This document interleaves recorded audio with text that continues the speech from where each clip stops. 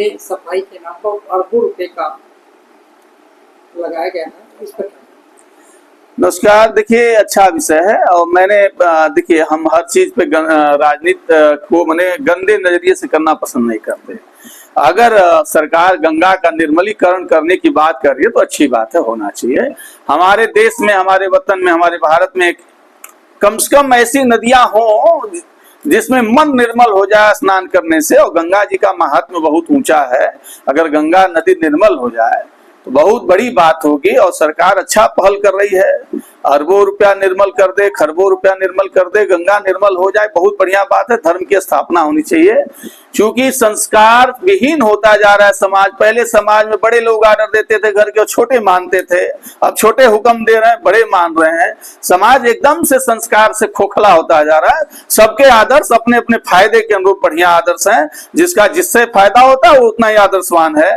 सरकार पे मेरा इस पे कोई टीका टिप्पणी नहीं है। मैं ये कहूंगा कि अगर गंगा निर्मलीकरण होने से पहले सरकार में चुन करके जाने वाले विधायक, सांसद, मंत्री, चाहे कुर्सी पर बैठने वाले जिला पंचायत सदस्य अध्यक्ष हो, चाहे बीडीसी प्रमुख हो, चाहे गांव के सदस्य प्रधान हो, जो लोग एमएलसी हो, जो लोग चुन के जा रहे हैं, उनको अपना मन, अपना विचार निर्मल करना होगा। जब तक नेताओं का मन और विचार निर्मल नहीं होगा तब तक गंगा क्या कुछ भी निर्मल नहीं होगा। न सदन निर्मल होगी, न कुछ। देख रहा है देश, देख रहा है, गोली चलती है, किसान उग्रवादी कहे जाते हैं, आतंकवादी कहे जाते हैं, तमाम बातें। और उस पक्ष से भी गलत चीजें आती हैं। जो आंदोलन करते हैं वो सरकार को गिराने की बात करें, अच्छी बात है, लेकिन सरकार के साथ साथ देश की गरिमा को गिराने के जैसा आंदोलन नहीं होना चाहिए। मैं इन सब चीजों का पक्षधर नहीं हूं।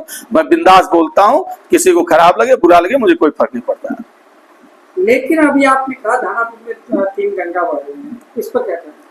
हाँ, दानापुर में आज थोड़ी कहना, 14 से लड़ रहा हूँ कि दानापुर में 3 गंगा बह रही है। चंदौली का क्षेत्रफल घट रहा है। मैंने पहले भी बयान में आपको बताया था कि हमने मंत्री जी को फोन किया था तो मंत्री जी कहे कि भैया ये मेरा प्राइवेट नंबर है, हाँ, आपको सरकारी टाइम पर ऑफिस में फोन करना चाहिए। हम कहे कि भैया आप मंत्री जी हैं, कभी भी आपसे बात की जा सकती, जनता पीड़ित है, नंबर मिल गया तो हमने आपसे बात कर लिया। देखिए, दरअसल मन ही निर्मल नहीं है, विचार ही निर्मल नहीं है, और चंदौली हमेशा से उपेक्षा का शिकार हुआ है। डबल इंजन की सरकार और 3-3 बार के प्रधानमंत्री हो गए हमारे मोदी जी। हमारे पड़ोसी सांसद हैं बनारस के, बड़ा ख्वाब देखा था चंदौली कि बनारस के सांसद जी हमारे प्रधानमंत्री होंगे तो चंदौली का जो है बहुत 4 गुना विकास हो जाएगा। वो दिन भी हमें याद है। और आज तक न प्रधानमंत्री जी, न केंद्र सरकार, न प्रदेश सरकार चंदौली की जनता के लिए एक एमआरआई की व्यवस्था नहीं कर पाई। चंदौली के छात्र नौजवानों के लिए बीएससी एजी, एमएससी एजी, एमएससी की सरकारी पढ़ाई नहीं कर पाई। चंदौली जिला में बीकॉम, एमकॉम की व्यवस्था नहीं कर पाई। आईटी सेक्टर के कोई कॉलेज नहीं, छोटे मोटे 1-2 कॉलेज हैं, पूरे जिला के छात्रों का भार नहीं संभाल सकते। चलिए, राजनीति की बातें बड़ी बड़ी होनी चाहिए चुनाव के लिए, लेकिन जनता सब कुछ जान रही है। अब जनता जान करके भी अनजान बनी है तो फिर क्या कहना, किसको जगाना? सोए हुए लोगों को जगाया जा सकता है, जगे हुए लोगों को नहीं जगा सकता। और यहाँ की जनता जिनको शहीदों की धरती कही जाती है, अब उसको गुलामों की आबादी बनाई जा रही है राजनीति के द्वारा। बस यही कहना है मेरा। आप जाके देख लीजिए 3 गंगा बह रही कि नहीं। इतना बड़ा रेत दानापुर नरौली पड़ा है, आज तक सरकार नहीं हटा पाई। रेत के इस तरफ, रेत के उस तरफ, सूखा में 3 गंगा बहती है और बाढ़ में 2 गंगा बहती स्थिति है, और आज तक रेत नहीं हटा पाई सरकार।